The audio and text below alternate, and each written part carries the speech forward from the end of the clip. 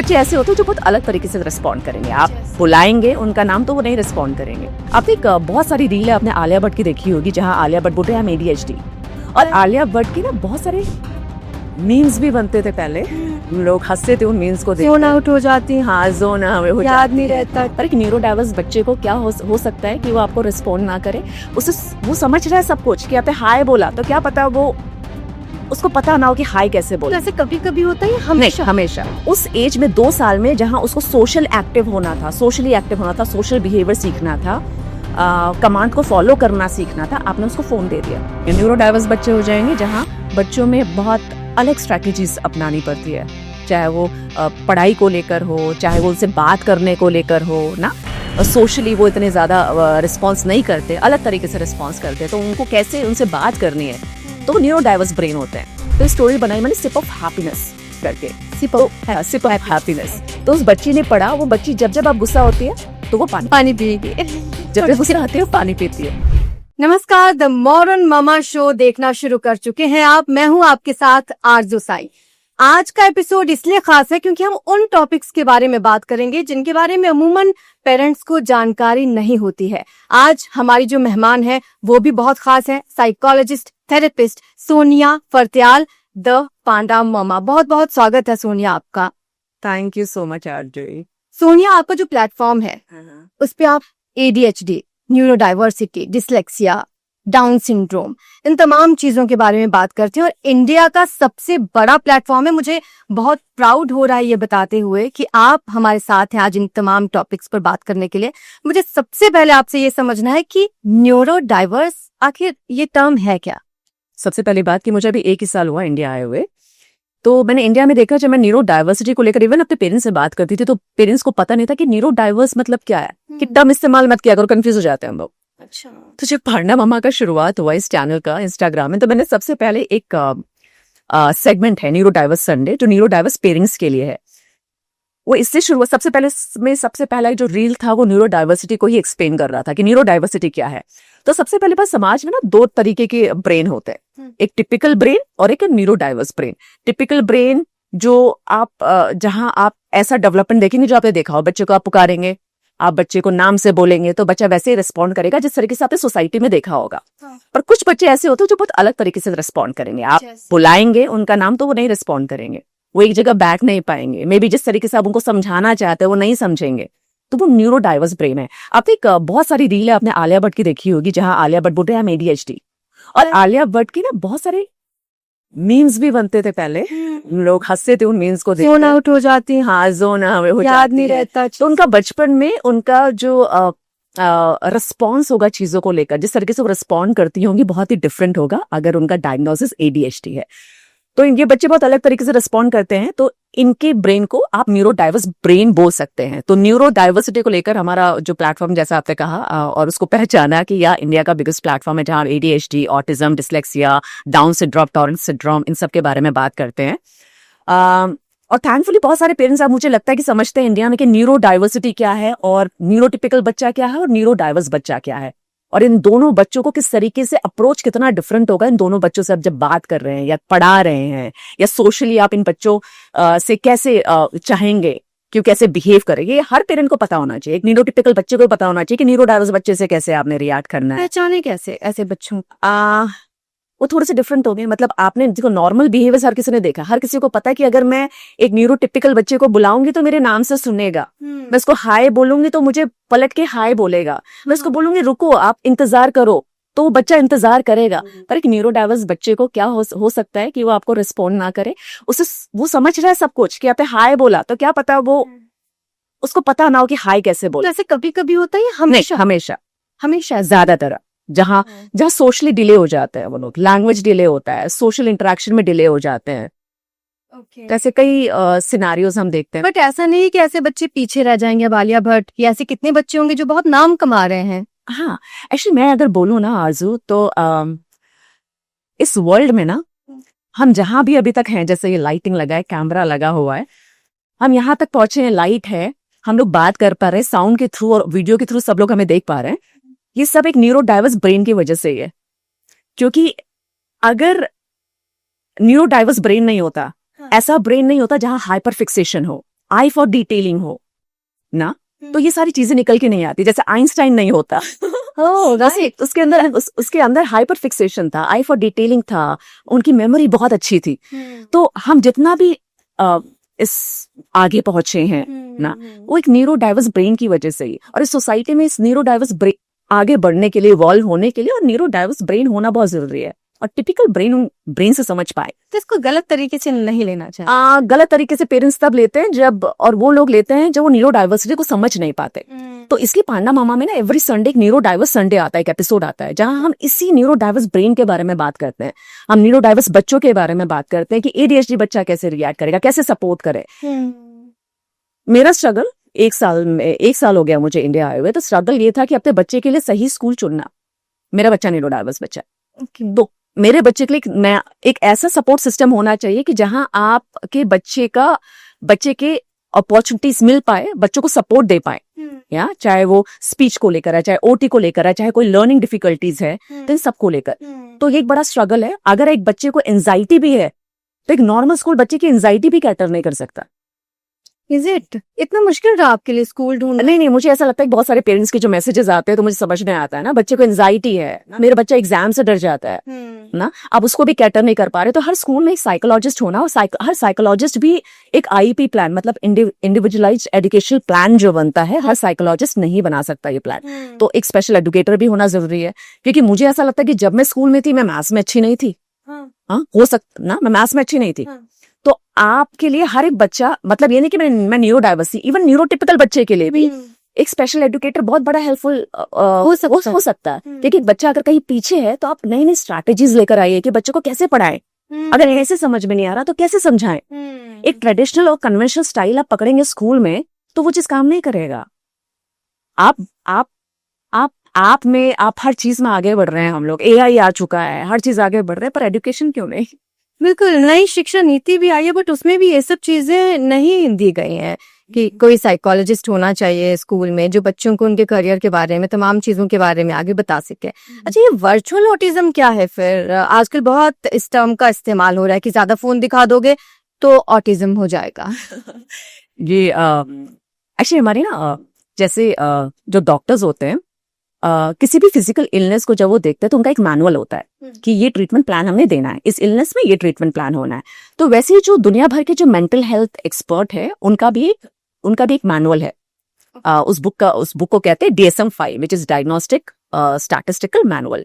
अभी हर सालों में रिवाइज होता है। अब सारे साइकेट्रिस्ट हैं, साइकोलॉजिस्ट हैं, वो सब लोग उसको रिसर्च करते हैं। रिसर्च करने के बाद ये बुक हर सालों में रिवाइज होता रहता है। अब इस बुक में मेंटल को लेकर जो भी चैलेंजेस होते हैं, मेंटल हेल्थ को लेकर जो भी चैलेंजेस होते हैं, ये सारी चीजें इस बुक में होती हैं। इस बुक में वर्चुअल ऑटिज्म के बारे में कुछ डिस्क्रिप्शन नहीं है। अच्छा, कुछ डिस्क्राइब नहीं किया हुआ है। हो सकता है आने वाले सालों में वो लोग वर्चुअल ऑटिज्म को लेकर पहचाने, पर अगर हम वर्चुअल ऑटिज्म के बारे में बोले, सिर्फ ऑटिज्म की अगर बात करी जाए, तो ऑटिज्म में आप ऐसे देखा जाएगा, अगर जिस बच्चे को ऑटिस्टिक है, उसका आई कांटेक्ट नहीं होगा। आप बच्चे को एक साल में बच्चे का 1 साल हो गया, तो बच्चे को आप उसको नाम से पुकारे, बच्चा नहीं सुन रहा है, बच्चा एक रेपिटेटिव प्ले कर रहा है, एक ही प्ले को बार बार खेल रहा है, बच्चे को प्ले करना नहीं आता, खेलना नहीं आता। अब हमने खेलना खुद ही सीख लिया, तो ये भी चैलेंजेस हो सकते हैं किसी बच्चे के लिए कि बच्चे को खेलना ही नहीं आया, किससे कैसे खेले ना। कई बार बच्चा सोशल नहीं हो रहा, लैंग्वेज डिले हो रहा है। तो ये एक चीजें होती है जो आप बच्चों के अंदर देखेंगे, आपको पता चल जाएगा कि बच्चे को ऑटिज्म है। अब वर्चुअल ऑटिज्म क्या है? अब जैसे मैंने भी बहुत सारी रील देखी, लोग बोलते हैं वर्चुअल ऑटिज्म है, मेरे बच्चे को वर्चुअल ऑटिज्म है। ये मुझे लगता है कि ये एनवायरमेंटल बेस्ड बिहेवियर हो सकते हैं। किसी भी एनवायरमेंट में मुझे ऐसा लगता है कि हमारे घर में हमारी हेल्पर भी आती है, तो 1 साल तक हमारी हेल्पर ही हमारी तरह हो जाती है, या हम हेल्पर की तरह हो जाते हैं, बात करने लग जाते हैं, राइट। सो एनवायरमेंटल इन्फ्लुएंस्ड बिहेवियर्स आप हर जगह देखेंगे। जिस एनवायरमेंट पे हम जाते हैं, हमारा बिहेवियर खुद का चेंज हो जाता है। मैं ऑटिज्म नहीं बोलूंगी, क्योंकि अगर वो बच्चे का ब्रेन न्यूरोटिपिकल ब्रेन है, हाँ, तो उस एज में 2 साल में जहां उसको सोशली एक्टिव होना था, सोशल बिहेवियर सीखना था, कमांड को फॉलो करना सीखना था, आपने उसको फोन दे दिया, तो वो चीज नहीं सीख पाया, डिले हो गया उसका डेवलपमेंट में। इसका मतलब ये नहीं उसको ऑटिज्म हो गया ना। पर अगर बच्चे को ऑटिज्म, आपने उसका स्क्रीन हटा दिया, आप देख रहे हो बच्चा अभी भी रिस्पॉन्ड नहीं कर पा रहा, 6 महीना हो गया, 1 साल हो गया, मतलब बच्चे को ऑटिज्म पहले से था। एग्जैक्टली, मतलब वो बिहेवियर्स पहले से एग्जिस्ट हो रहे थे, वो एग्रीवेट हो गए, क्योंकि आपने उस समय में राइट चीजें नहीं दी। ट्रू। या तो राइट समय की आपने बात की, सही समय बच्चों का प्ले स्कूल भेजने का या फिर स्कूल भेजने का क्या होता है? आजकल मैं देखती हूँ बच्चे अभी 1.5 साल के होते हैं या फिर कुछ ही महीने के होते हैं, तभी से पेरेंट्स तैयारी शुरू कर देते हैं कि प्ले स्कूल भेजना है बच्चों को। इसमें आर्ज मैं बोलूंगी कि अगर बच्चा इमोशनली रेडी है और स्पेशली जब दोनों पेरेंट्स वर्किंग हैं तो बच्चा अकेले हेल्पर के साथ रहकर क्या सीखेगा नो। आप हेल्पर्स को एक लिमिटेड बाहर की तरह नहीं है जहाँ हेल्पर्स इतना ज्यादा एनग्रॉस रहती है आप में, वो सिखाती भी है। मेरी हेल्पर जो थी वो बच्चे को ABCD, मुझे ऐसा लगता था कि स्कूल से ज्यादा वो घर पे जाके मलेशिया। मलेशिया में तो फिलिपिनो हेल्पर्स थी। तो फिलिपिनो हेल्पर ऐसी थी कि जो मैंने उससे सीख लिया कि बच्चे को कैसे करना है। They are very good in caring the child. वो इतनी अच्छी केयर टेकर होती हैं कि आप एज अ मदर उनसे सीख लोगे। इतने इयर्स ऑफ एक्सपीरियंस होता है उनको। यहाँ पे तो आपको पर्सनल हाइजीन भी सिखाना पड़ता है। हाइजीन भी सिखाना पड़ता है, तो चैलेंजेस ज्यादा है। तो मुझे ऐसा लगता है कि अगर दोनों पेरेंट्स जॉब कर रहे हैं तो बेस्ट सेटिंग ये होता है कि आप बच्चे का जैसे इमोशनली रेडी हो जाए, बच्चा इमोशनली रेडी, और जितना बच्चे को इंडिपेंडेंट कर पाए कि वो खुद खा ले ना, टॉयलेट के लिए साइन करके ही बता दे, मतलब बोल नहीं पा रहा आपका बच्चा तो साइन करके बता दे, क्योंकि आप उसकी लाइफ इजी कर रहे हैं ना। आपको एंजाइटी नहीं होगी, आप ऑफिस से फोन कर रहे हैं, मेरे बेटे ने खा लिया क्या, मेरा बेटे ने, अच्छा, क्योंकि 10 लोगों को उनको बच्चे को देखना पड़ता है वहां। तो ब्रेन गेन कम होना चाहिए। आप जितना बच्चे को फंक्शनल स्किल से जो लाइफ स्किल्स हैं वो बच्चा सीख पाए पहले घर से, तो उतना बेटर है आपके लिए भी, और मुझे लगता है कि जहां भी है बच्चे को भेज। अब तो इसका मतलब ये हुआ फिर स्कूल जाने के लिए भी बच्चा पहले से ही रेडी हो जाएगा। स्कूल जाने के लिए सही उम्र क्या होनी चाहिए? तो पहले तो हमने तो स्कूल 5 साल में शुरू किया या तो आजकल जैसा कि मैंने बताया कि दोनों पेरेंट्स वर्किंग है, तो बहुत जरूरी है कि बच्चा स्कूल, सबसे पहली बात मैं ज्यादातर लोगों को कभी कन्विंस नहीं करती है मेन स्ट्रीम स्कूलिंग में बच्चे को चाहिए, बिकॉज स्कूल में पता है बहुत सारे बच्चे होते हैं ना, तो हर एक बच्चे को कैटर करना 1 to 1 इतना आसान नहीं होता। सबसे आसान ये है कि आप एक स्मॉल सेटिंग में बच्चे को डालिए। ओके, जो नर्सरी होते हैं, जो प्ले स्कूल होते हैं, वहाँ 1 to 1 आप उनसे फोन पे बात कर सकते हैं। 1 to 1 इंटरेक्शन होना बहुत आसान है।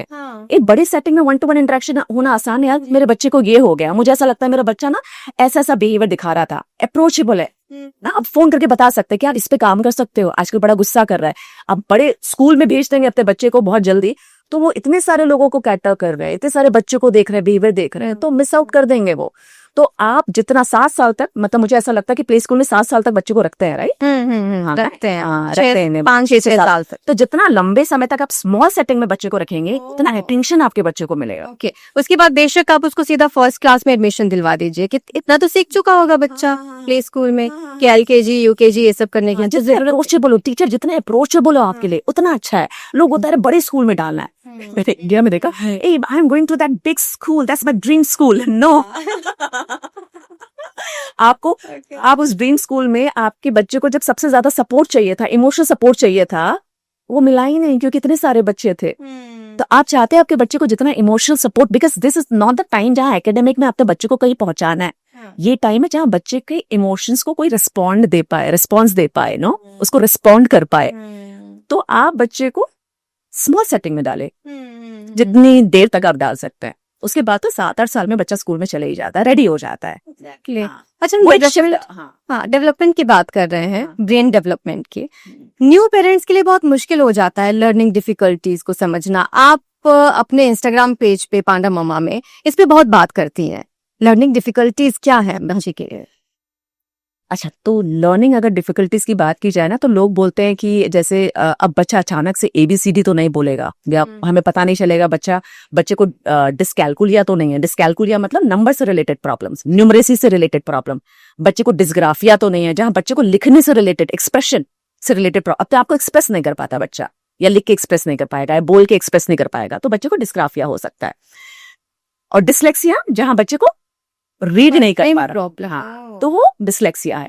अब ये सब चीजें तो हम बचपन से बच्चे के जान नहीं सकते, क्योंकि 2 साल में तो बच्चा रीड भी नहीं कर पा रहा है ना। 2 साल का बच्चा तो अगर पढ़ भी नहीं, वो प्रेशर देना भी नहीं है बच्चे को। 2 साल is all about like fine motor skills, और ये सब में आप करिए।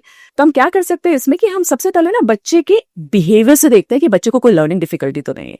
और बच्चे का बिहेवियर कैसे, बच्चे को आप कुछ इंस्ट्रक्शन दे रहे हैं, वो बच्चा फॉलो थ्रू कर रहा है कि नहीं कर पा रहा है। हाँ, बच्चे को आप कुछ लिखने को बोल रहे हैं, बच्चा कितना रेसिस्ट कर रहा है, नहीं लिख रहा, लिखना नहीं चाहता एकदम। और और ये कुछ दिन के लिए नहीं हो रहा है, ये 6 महीने से चल रहा है।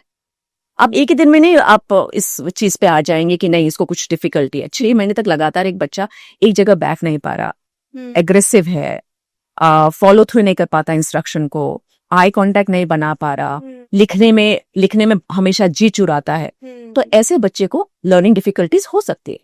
तो तब आपको किसी ना किसी का सपोर्ट लेना बहुत जरूरी है, अगर वो 6 महीने तक कंसिस्टेंटली होता है तो। अच्छा, neurotypical, neuro diverse, in terms में लोग बहुत कंफ्यूज होते हैं, ये दोनों टर्म्स अलग अलग है? हाँ, ये दोनों टर्म अलग अलग है। न्यूरोटिपिकल मतलब ऐसा ब्रेन जहां हमें पता हो कि वो बच्चे किस तरीके से बिहेव करेंगे। यूजुअली ऐसे पैटर्न्स, यूजुअली जो हमने बिहेवियर देखे हैं बच्चों में, ऐसे देखा है कि हम नाम से पुकारेंगे तो वो रिस्पॉन्ड करेंगे, ये ले आओ तो ले आएंगे ना, और क्यू लाइन पे खड़ा होना है तो वो क्यू पे खड़े हो जाएंगे, आपकी बात सुनेंगे, तो वो न्यूरोटिपिकल बच्चे हो जाएंगे। न्यूरो डाइवर्स बच्चे हो जाएंगे जहां बच्चों में बहुत अलग स्ट्रैटेजीज अपनानी पड़ती है, चाहे वो पढ़ाई को लेकर हो, चाहे वो उनसे बात करने को लेकर हो ना, सोशली वो इतने ज्यादा रिस्पॉन्स नहीं करते, अलग तरीके से रिस्पॉन्स करते, तो उनको कैसे उनसे बात करनी है, तो न्यूरो डाइवर्स ब्रेन होते हैं। तो वो न्यूरोटिपिकल से डिफरेंट होता है, तो टिपिकल ब्रेन और न्यूरो डाइवर्स ब्रेन, सो न्यूरोटिपिकल बच्चे एंड न्यूरो डाइवर्स बच्चे। ओके, तो ये जो न्यूरो डाइवर्स बच्चे होते हैं, नॉर्मल स्कूलिंग होती है इनकी? आराम से सिखाया जा सकता है? आराम से नॉर्मल स्कूलिंग हो सकती है। पेरेंट्स को ट्रेनिंग करने की जरूरत होती है कि कैसे इन लोगों से बात की जाए, बच्चों को कैसे सिखाया जाए? यही, जब आप पेरेंट बने ना, तो ये इसलिए जरूरी है कि आप जितना अर्ली डायग्नोसिस होगा बच्चे को उतना ही सपोर्ट देंगे।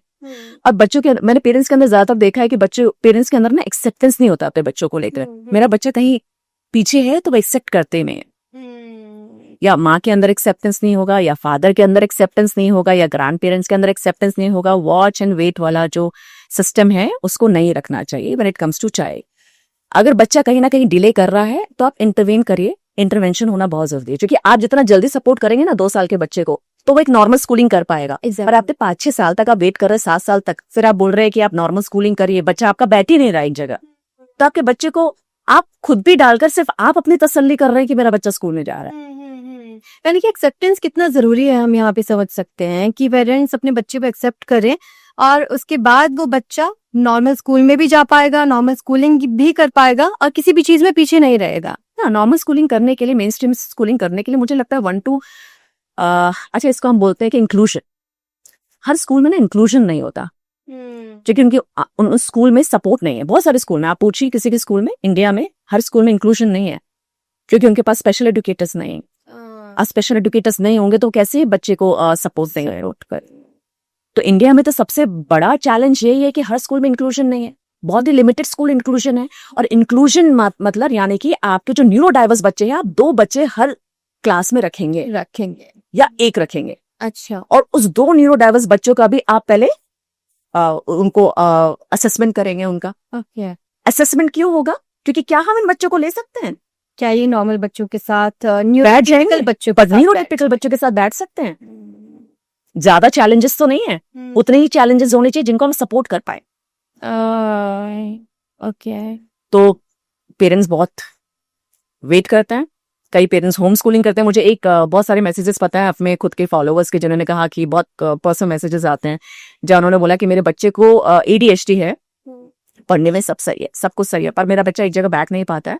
अच्छा, टीचर ने बोला कि इनको कोई प्रॉब्लम है, मेरे बच्चे को कोई प्रॉब्लम है। अच्छा, आप इनको डॉक्टर को दिखाइए। डॉक्टर को दिखाया तो न्यूरोलॉजिस्ट ने बोला इनको कोई प्रॉब्लम नहीं है, पर मुझे इसको स्कूल से निकालना पड़ा। उन्होंने बोला कि हम इसको नहीं हैंडल कर सकते आपके बच्चे को, हमारे पास वो चीजें नहीं है।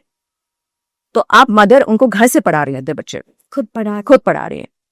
तो मुझे ऐसा लगता है कि जैसे पांडा मामा का विजन एक्चुअली यही है कि आप ऐसी मदर्स को, ऐसे पेरेंट्स को सपोर्ट कर पाए, उनको बता पाए कि आप कैसे सपोर्ट कर सकते हैं अपने बच्चे की वीडियोस देख के लोग ज्यादा जल्दी अवेयर हो जाएंगे। आपने जैसे कहा, अगर 2 साल से पहले ही आपने पकड़ लिया कि हाँ कुछ दिक्कत है और इसको जल्दी दिखाया जा सकता है, या फिर मैं किसी तरीके से हेल्प कर सकती हूँ, तो वो बहुत जरूरी है बच्चे के लिए, ताकि बच्चा नॉर्मल वो पढ़ाई कर सके। बहुत जरूरी है। आप कहानियां भी सुनाती हैं, हिंदी और इंग्लिश, ऑडिबल पर आपकी कई सारी कहानियां हैं बच्चों के लिए।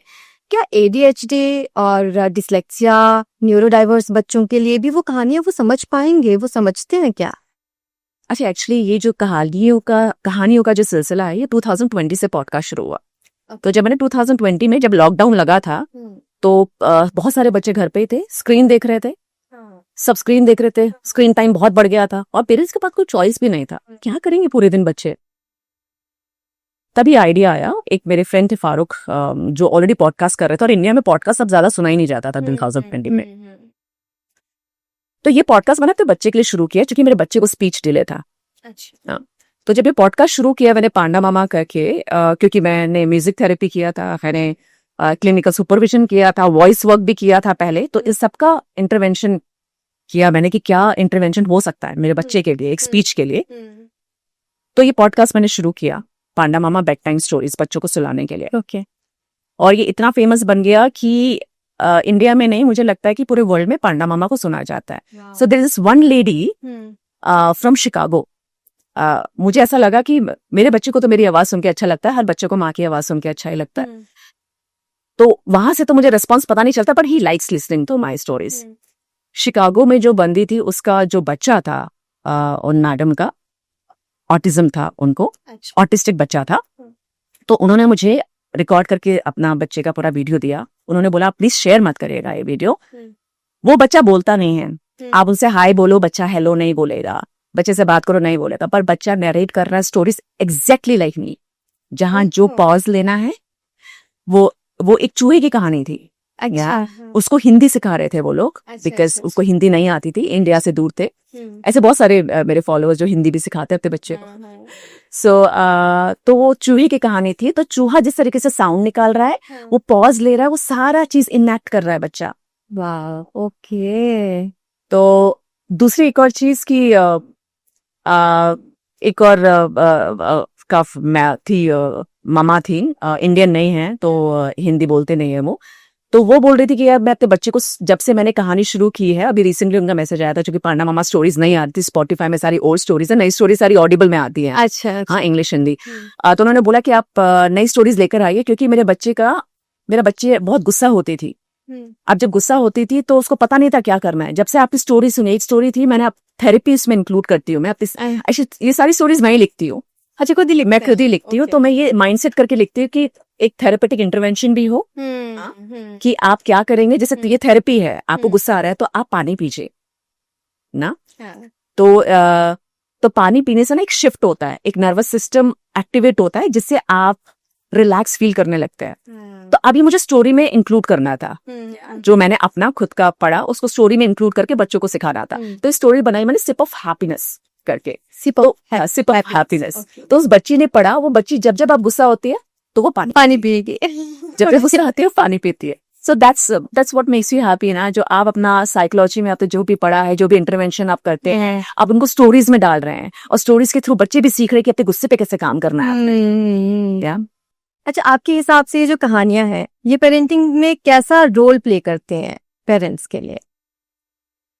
आई थिंक बहुत इंपॉर्टेंट। मैंने अभी रिसेंटली एक मेंटल मिस्ट्री में बताया था न्यूरल कपलिंग इफेक्ट के बारे में। सो जब आप कहानियां बनाते हैं ना, सुनाते हैं, जो भी चीज आपको समझानी होती है, जब आप उसको कहानी के तौर पे बताते हैं, तो बच्चे एग्जैक्टली वही इमोशन सेंस कर पाते हैं जो आप बताना चाहते हैं। आप समझ रहे मेरी बात? जो नॉर्मल बातचीत में नॉर्मल बातचीत में नहीं हो सकता। ये इसको बोलते हैं न्यूरल कपलिंग इफेक्ट। मतलब जैसे वाईफाई कनेक्शन होता है ना, जैसे जितना मेरा कनेक्ट होगा उतना ही आपका कनेक्ट होगा।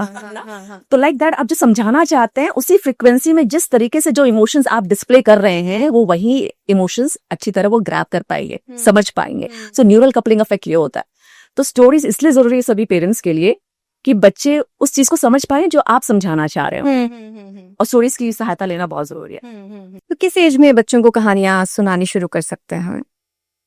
मुझे लगता है कि बच्चा पेट में होता है वो तभी से कहानी सुनना शुरू कर देता है। जब मैं ये सवाल बना रही थी, मेरे माइंड में था, जब औरत गर्भ धारण करती है, जिसको हम गर्भ संस्कार कहते हैं, बच्चे तक वो सारी चीजें जाती हैं। यानी कि अगर आप प्रेग्नेंट हैं, आप वो कहानियां खुद सुन सकते हैं, और वो आपके जरिए आपका बच्चा सुनेगा। हाँ, ब्यूटीफुल।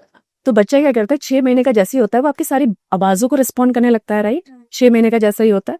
तो कहानियां ऐसी है, बच्चा जितना जल्दी हो सके, बिकॉज बच्चा ना उन चीजों से रिलेट करने लगता है, तो आपके लिए बड़ा आसान हो जाता है एक रूटीन सेट करना। आपको नाइट रूटीन सेट करना है, आप हर रात को सिर्फ आवाज सुना रहे हो, उसको नहीं समझ में नहीं आ रहा, पर जितना समझ में आ रहा है उसको सिर्फ आवाजें समझ में आ रही हैं। तो आवाजों का क्यों ले रहा है, अच्छा this is the time to sleep. तो कहानियों से के जरिए आप एक रूटीन सेट कर सकते हैं बच्चों के, धीरे धीरे फिर वो कहानियों से रिलेट करेगा, धीरे धीरे कहानियों से सीखेगा, धीरे धीरे। अच्छा, कुछ पेरेंट्स बुक्स का सहारा लेके खुद कहानियां सुनाते हैं, बट कुछ पेरेंट्स हैं जिनके पास या तो टाइम नहीं है या फिर उनको कहानियां बना बना कर सुनाना नहीं आता, वो क्या कर सकते हैं? अच्छा, मैं ये बोलूंगी कहानी ना कोई परफेक्शन नहीं है, कहानी है कनेक्शन। आप अपनी पूरी दिनचर्या बच्चे को एकदम ड्रामेटिक वे में, बॉलीवुड फिल्म में देखते हैं, ड्रामेटिक वे में पूरी दिनचर्या बच्चे को बताइए कहानी के तरीके से, बस आप सीख जाओगे कहानी कैसे सुनाइए आप। और अगर वक्त नहीं है तो फिर पांडव की कहानियां सुनिए वो तो अवेलेबल है ऑडिबल पे, हिंदी और इंग्लिश दोनों लैंग्वेजेस में। ये अच्छी बात है, जिन पेरेंट्स को अपने बच्चों को हिंदी सिखानी है वो हिंदी में कहानियां सुनेंगे, और जिनको इंग्लिश सिखानी है वो इंग्लिश में कहानियां सुने।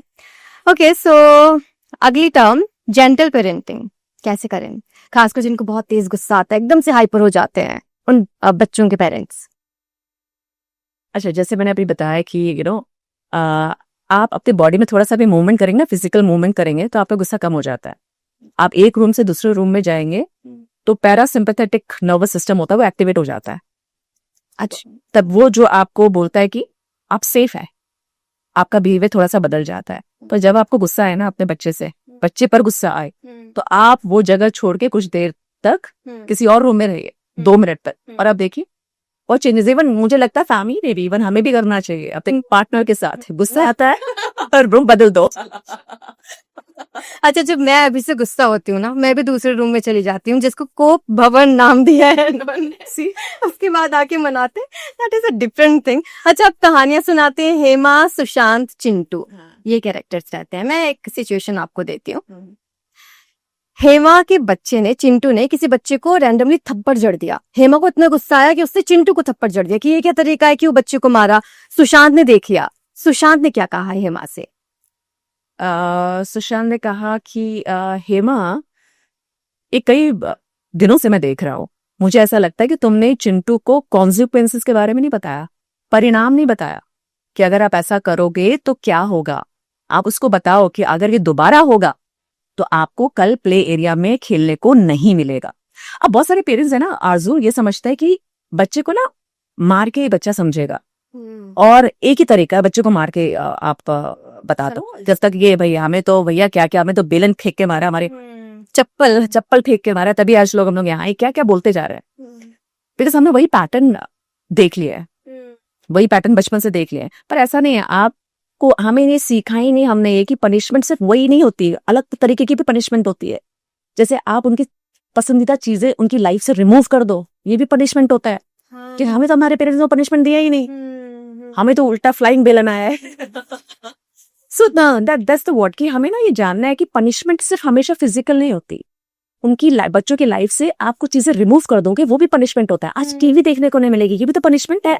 आज आप उसका दोस्त होगा जिससे उनको बात करने का मन होगा, आज आप नहीं बात करोगे, कल बात करोगे। आज अपने ऐसा उसको अंदर ही अंदर याद रहे कि मेरा ये बिहेवियर की वजह से मुझे ये पनिशमेंट मिला है। आपको हर पनिशमेंट हाथ उठा के नहीं देना है ना, आप उनको ऐसे भी फील करवा सकते हो। ब्यूटीफुल है। ओके, हम कहीं भी एक लंबा वक्त बिताते हैं, वहां से बहुत अटैचमेंट हो जाती है हमें। मैं हैदराबाद में सिर्फ 4 साल बिताए हैं, एक अलग तरह के अटैचमेंट है मुझे। आप मलेशिया में रही हैं पूरे 12 साल, फिर आप इंडिया आई, मुश्किल नहीं ना आपके लिए? थोड़ा रहता है, लोगों की याद आती है।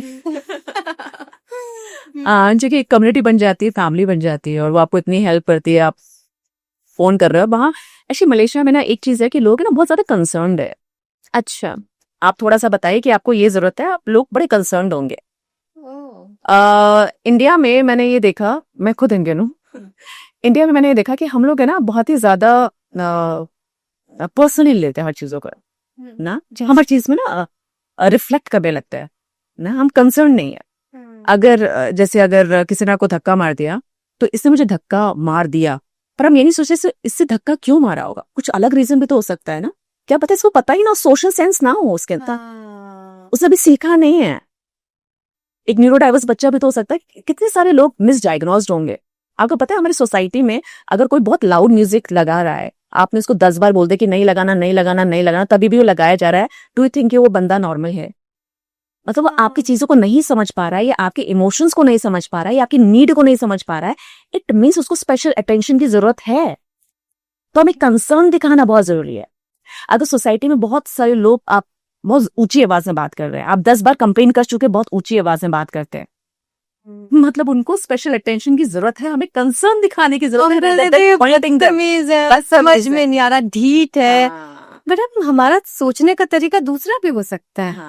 वेरी ट्रू कि उनको कोई प्रॉब्लम होगी, उनको साइकोलॉजिकल प्रॉब्लम। मुझे ऐसा लगता है कि अगर एक फैमिली में एक इंसान को बहुत गुस्सा आता है और उस गुस्से की वजह से फैमिली में हमेशा कुछ ना कुछ तनाव रहता है, स्ट्रेस रहता है ना, और हमेशा रहता है स्ट्रेस, हमेशा स्ट्रेस रहता है, तो वो भी बंदा स्पेशल है, उसको स्पेशल, वो भी स्पेशल है, क्योंकि उसकी वजह से उसकी वाइफ को भी एंजाइटी हो सकती है, या वाइफ की वजह से पति को एंजाइटी हो सकती है, बच्चे को एंजाइटी हो सकती है। जैसे बच्चा अगर स्कूल में एग्जाम नहीं दे पा रहा है, इस एग्जाम से डरता है, तो बहुत सारे बिहेवियर्स हमारे होते हैं, वो पास ऑन होते हैं बच्चे पर। तो बहुत जरूरी है कि लोगों के लिए कंसर्न दिखाना, रेदर देन रिफ्लेक्ट करना, और किसी को ब्लेम करना, ब्लेम कॉलिंग करना कि आप ये हैं, ये वो है, या ये है, रेदर देन आप पीछे ये सोचिए कि हो सकता है। मलेशिया में आपको कैसे लगा ऐसा कि लोग ज्यादा कंसर्न है या ज्यादा समझते हैं इन सब चीजों? बिकॉज न्यूरो डाइवर्सिटी को लेकर आई थिंक मुझे लगता है बाहर की कंट्रीज में लोग ज्यादा जागरूक, अवेयर है। आपको ये बात जान के हैरानी होगी कि मुझे खुद आज पता चल रहा है कि न्यूरोटिपिकल, न्यूरो डाइवर्स ये अलग अलग टर्म्स हैं, और कैसे इनको हम जान सकते हैं, बच्चे में वो बिहेवियर कैसे हम समझ सकते हैं कि हाँ अच्छा बच्चा इस चीज से गुजर रहा होगा, ये बच्चा नॉर्मली बिहेव कर रहा है बट इस बच्चे में कुछ दिक्कत है। अब जो दिक्कत वाली बात कर रहे हैं ना, तो इसको हम दिक्कत बोले ही ना, क्योंकि जब हम दिक्कत बोलते हैं तभी पेरेंट्स स्ट्रेस ले लेते हैं। अच्छा, कि मेरे बच्चे के अंदर दिक्कत है, दिक्कत नहीं है, आपका बच्चा जो है वो अलग तरीके से समझता है। आपको अगर हड्डियों की प्रॉब्लम है, आप ऑर्थोपेडिक के पास जाएंगे, आप रेमेटोलॉजिस्ट के पास जाएंगे, आप किसी कार्डियोलॉजिस्ट के पास तो नहीं जाएंगे। तो आपका बच्चा अगर अलग तरीके से सीखता है, चीजों को अलग तरीके से समझता है, तो आप वही अपॉर्चुनिटीज लेंगे ना, आप उसको वही चीजें देंगे। आप उसको न्यूरोटिपिकल के साथ क्यों आप मैच करना चाहते हैं? अच्छा, मेरा एक और सवाल है कि न्यूरो डाइवर्स बच्चे जैसे जैसे बड़े होते जाते हैं, क्या वो ठीक हो जाती हैं सारी चीजें, वो उस तरीके से मतलब नॉर्मली तरीके से समझना शुरू कर देते हैं, या वैसा ही बिहेवियर रहता है उनका हमेशा के लिए? तो वो बात, ये अभी फिर से आपने बात सही कही, हम जहाँ ना वो नॉर्मल चीजें आ जाते हैं ना, नॉर्मल पता है हमारे लिए क्यों है? अब आप सोच लो कि आप एक ऐसे वर्ल्ड में पैदा हुए हो जहां सब व्हील चेयर में, सिर्फ एक आप 2 पैरों से चल रहे हो, तो आप नॉर्मल नहीं हो।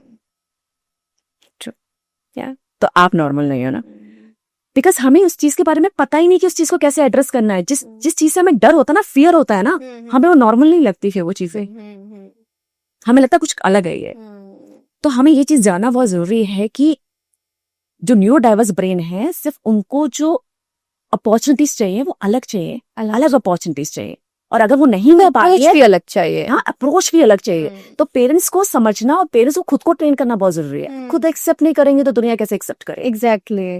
बट ये बहुत अच्छी बात है, सोशल मीडिया का दौर मुझे लगता है कोरोना के बाद से ज्यादा आया है, और जब से ये दौर आया सोशल मीडिया का, बहुत सारे ऐसे लोग आए निकल के, जैसे आप जैसे लोग जो लोगों को अवेयर कर रहे हैं, इससे लोग सीख रहे हैं। लोग, चाहे ऑटिज्म की बात हो, डिसलेक्सिया की बात हो, ADHD, लोगों को इतनी सारी टर्म्स पता चल रहे हैं, न्यूरो डाइवर्स, लोग इन चीजों को सीख रहे हैं और अपने में अडेप्ट कर रहे हैं, अपने बच्चों को सिखा रहे हैं, ताकि सोसाइटी में वो बच्चे एडजस्ट हो सके। पता है आरज़ू, आप एक चीज मानेंगे कि ये ना ब्लेसिंग है न्यूरो डाइवर्सिटी को समझना। क्यों? आज आप देखिए कि ओल्ड एज होम बहुत ज्यादा बन रहे हैं, लोग अपने पेरेंट्स को ही उनका कैपेसिटी इतना कम हो गया है कि अपने पेरेंट्स को ही टॉलरेट नहीं कर पा रहे। क्यों? क्योंकि बचपन में उन्होंने ऐसे बिहेवियर देखे नहीं। पेरेंट्स, पता है आपको, पता है कॉग्निटिव जो आपका साइकोलॉजिकली जो डेवलपमेंट होता है, आपका 60 साल में भी डेवलपमेंट को चल रहा है, कुछ कॉग्निटिव डिक्लाइन चल रहा है 70 साल में। आप कुछ चीज भूल जा रहे हो, या ऐसा बिहेवियर हो रहा है जो पहले नहीं था, आपको एग्जिस्टेंशियल क्राइसिस हो रहा है, आपको ऐसा लग रहा है कि मेरे लाइफ में कुछ बचा ही नहीं, कुछ मोटिव ही नहीं है, तो उसमें उनके मूड्स अलग हो रहे हैं। आपके पेरेंट्स के साथ भी बहुत अलग अलग चीजें हो रही है जैसे आपके साथ हो रही हैं, और आप उनको टैकल नहीं कर पा रहे हैं। पर अगर एक हमारा बच्चा आज ही एक न्यूरोटिपिकल बच्चा, न्यूरो डाइवर्स बच्चे को बचपन से देखेगा ना, तो वो आपको अच्छी तरह समझ पाएगा बुढ़ापे में, है ना? कि जो आपके जो कॉग्निटिव डिक्लाइन हो रहा है, या आपके कुछ बिहेवियर्स अलग हो रहे हैं, क्यों ऐसा हो रहा है, क्यों हो रहा है, और कैसे एड्रेस करना है, आपको सारे बिहेवियर्स को समझना बहुत जरूरी है सोसाइटी में रहने के लिए। Definitely true. बहुत अच्छा लगा मुझे आपसे बात करके। और आप बहुत अच्छा काम कर रहे हैं सोनिया। द पांडा मामा, जब मैंने पहली बार आपका वीडियो देखा था, मैं बहुत इम्प्रेस हुई थी। वही कहानियां, सुशांत, हेमा, कैसे कहानियों के जरिए आप लोगों को अवेयर कर रहे हैं, कैसे ADHD, डिसलेक्सिया, न्यूरो डाइवर्स के बारे में बात करके बच्चों को आप अवेयर कर रहे हैं, बच्चों के पेरेंट्स को अवेयर कर रहे हैं, ताकि उनमें एक्सेप्टेंस हो। तो all the best to you, और बहुत बहुत शुक्रिया, आपसे बात करके बहुत अच्छा लगा। Thank you so much. ये सेशन आपके लिए भी काफी अच्छा रहा होगा, आपने कई सारी चीजें सीखी होंगी द पांडा मामा से। मैंने खुद इनसे कई सारी चीजें सीखी हैं। आगे हमारे गेस्ट कौन होंगे और क्या क्या सवाल रहेंगे, ये आप हमें बताएंगे, क्योंकि इंस्टाग्राम पर मुझे कई सारे DM आपके मिलते रहते हैं। आप सवाल पूछेंगे, वो सवाल मैं अगले गेस्ट से पूछूंगी और आपके लिए जवाब तैयार करेंगे। फिलहाल के लिए बहुत बहुत शुक्रिया आपका। आप देखते रहिए द मॉडर्न मामा शो।